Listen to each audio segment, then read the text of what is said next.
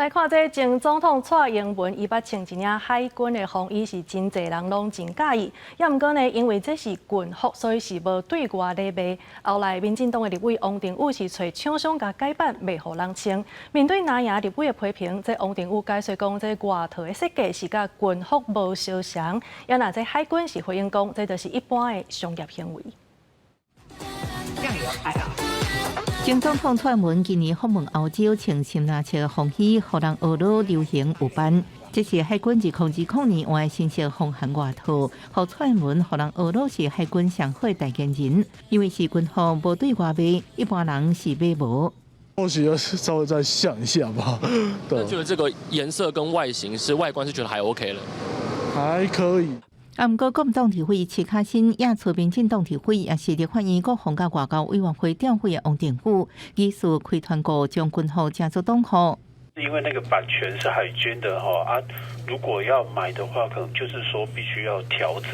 齐卡新提出王定宇办公室的便签，即王定宇找着原厂供应商提调海军 ROC Navy 的字样，改做 DPP， 添台湾的民进党版本，介绍也比国军服装站原价6500搁较俗。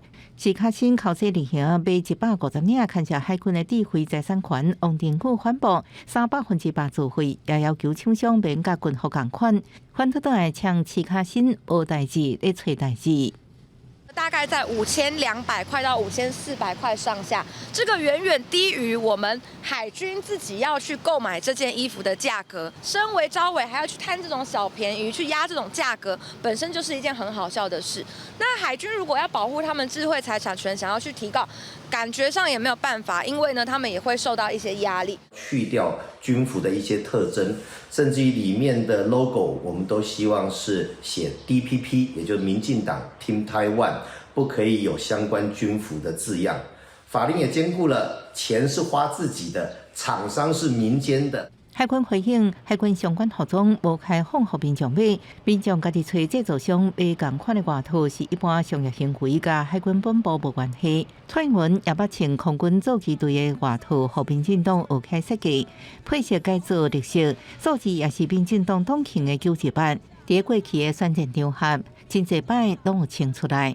记者综合报道。